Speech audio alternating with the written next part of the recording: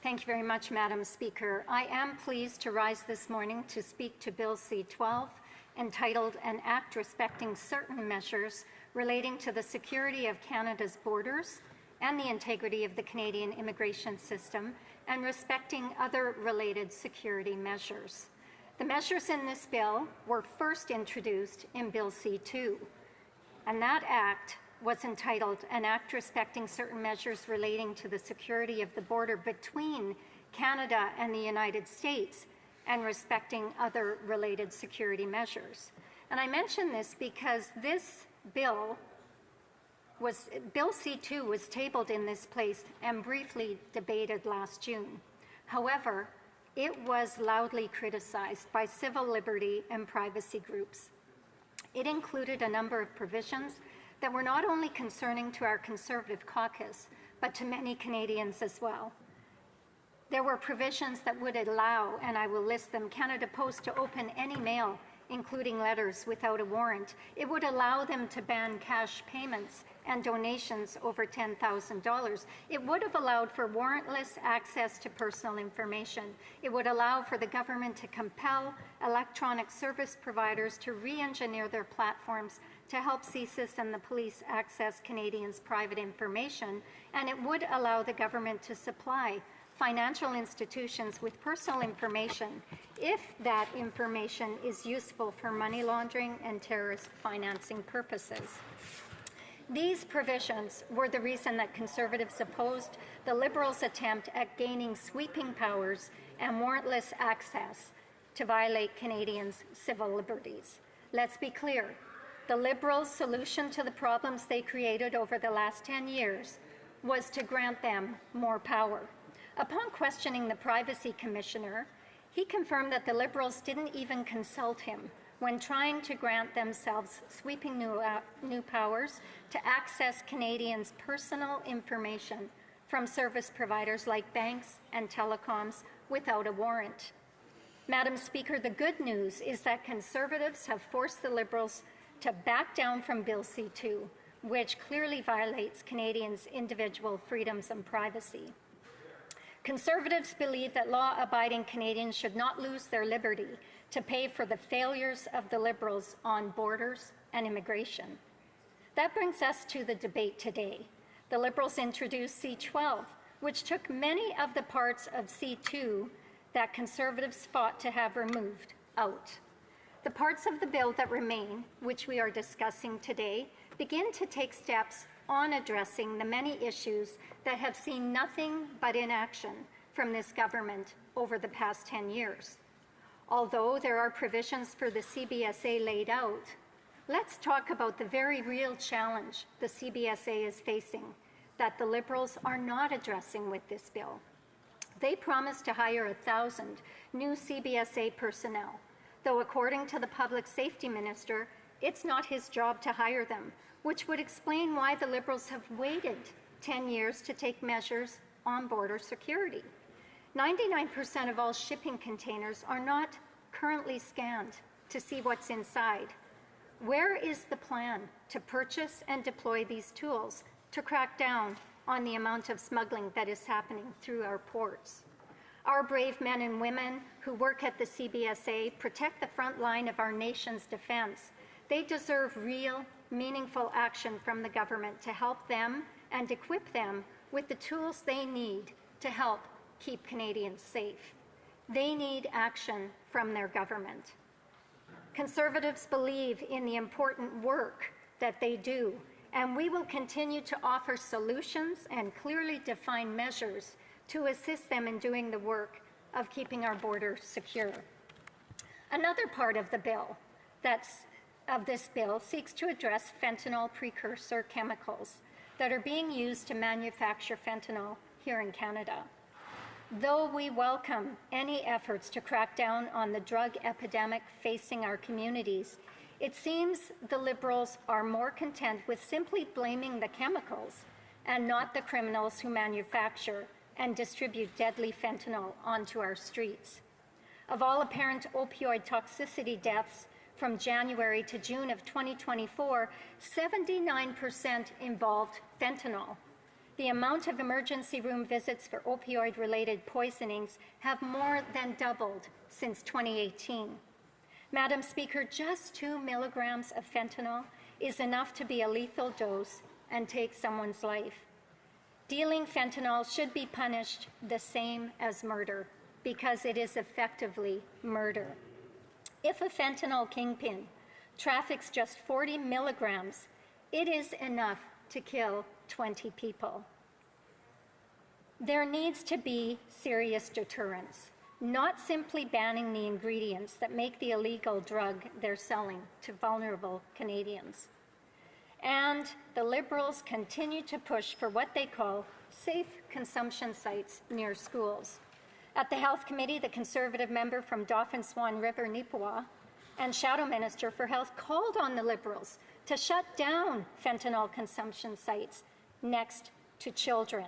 However, the Liberal minister refused to rule out approving more consumption sites next to schools and daycares, despite acknowledging they are repositories for rampant fentanyl usage. This bill does not meaningfully look to defend the victims of the fentanyl crisis either. Since the Liberals took office, all violent crime is up 50% from 2015 to 2023. More laundering and organized crime have found a home in Canada. The solution the leaders proposed in C2, give them sweeping powers to spy on individual Canadians. Violent crime is up, organized crime is up, drug trafficking is up. Even if you are caught by the Liberal justice system, house arrest is still permissible for some of the most serious offences. While this government has allowed violent crime to rise all across this country, they allow violent offenders out on bail or house arrest so they can return to the very community they are a danger to. For years, Conservatives have been proposing measures to crack down on criminals and to put the charter rights of victims ahead of their abusers. Part 11 of the bill amends the Sex Offender Information Registration Act and Customs Act, which will allow for greater accuracy in reporting, tracking, and investigating sex offenders. These are welcome changes that the Conservatives have been advocating on for years, and they are long overdue. However, the consistent theme the Liberals have presented to Canadians throughout both C2 and now C12 is that they are not willing to be held responsible for the last 10 years they have been in government. We hear it often, Madam Speaker. While they would have Canadians believe, while the Liberals would have Canadians believe that they are a new government, just now learning of these problems, they are not. They have been in power for 10 years and are responsible for this mess. And giving them more power to fix it is not the answer. One thing is very clear, Madam Speaker. Only Conservatives will continue to stand up for Canadians' individual freedoms and privacy. In closing, only Conservatives will continue to advocate on behalf of Canadians. We will examine this bill thoroughly to ensure that the Liberals don't try to sneak in measures that breach law-abiding Canadians' privacy rights.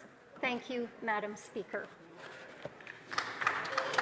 Questions and comments. The Honourable Parliamentary Secretary to the Government House Leader. Yes, thank you, Madam Speaker. You know, we've had a great deal of debate, first on Bill C2. I think it was well over 18 hours.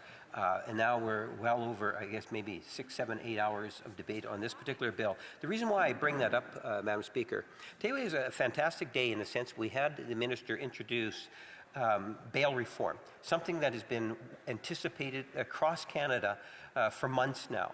And I think that there's a very strong desire to be able to see bail reform take place. And I'm wondering if the member could provide her thoughts in regards to the issue of bail reform with respect when you reflect on Bill C12 and the importance of, at the very least, recognizing at some point in time we need to get things into committee. Would she not agree that C12 is getting very close, hopefully, to going into a committee stage, and the importance from her perspective of having bail reform, ideally before the end of the year. Would she not agree? Great question. The honourable member for Carlton Trail, Eagle Creek.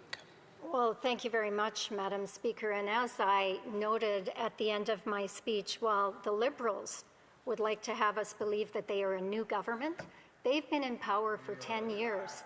They continue to blame others for their failures, for their delays, and they have had the ability to do something on bail reform for the last 10 years. What they tend to do is create some sort of imperative, hurry up, now we're ready to get it done, let's get it done. They should have done it a long time ago. Thank you, Madam Speaker. The honourable member for Drummond. Thank you, Madam Speaker, and congratulations to my colleague from the Conservatives for her speech. You know, there are very real concerns. There's the use of certain situations that have been maybe exaggerated a little bit to excite public opinion that I think is maybe problematic. When it comes to supervised injection sites, the colleague has suggested that the Liberals have specifically put those near schools. Now, even if I agree that these can be delicate situations, thank you, Madam Speaker. Well, I was saying that even if it's inappropriate that supervised injection sites be near schools and daycares, we don't have any numbers that show, unless I'm mistaken, that there's an impact on fentanyl consumption when those sites are located near schools. I'd like to ask my colleague, does she have data that shows that the proximity of those sites to schools or daycares has an impact, a real impact, on an increase in the consumption of products like fentanyl? Carlton Trail, Eagle Creek.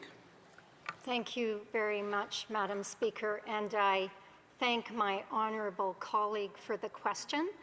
I don't think it matters where a safe consumption site is located. I think the very fact that we have those has allowed fentanyl use to increase regardless of where those consumption sites are located. According to Health Canada's latest figures, there was a total of 49,105 apparent opioid toxicity deaths reported between January 2016 and 2014. We know that we have a fentanyl crisis in this country, and it's time that we do something about it, and this is one part of the issue that we are trying to address.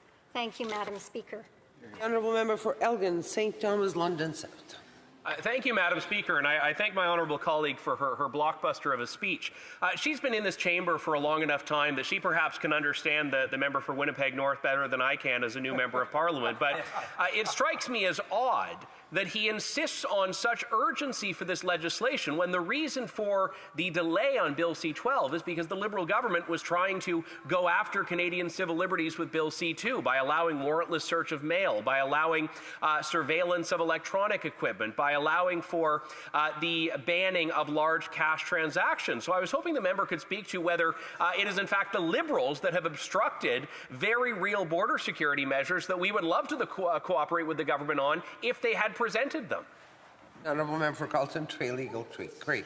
Thank you very much, Madam Speaker, and I thank my honourable colleague for his question. I appreciate his interventions in this place, and I would simply say this. This Liberal government continues to introduce legislation that at first blush appears just to be flawed, but upon further scrutiny, the legislation seeks to violate Canadians' individual freedoms and privacy, and that member stands up every chance he gets to defend it. That's despicable.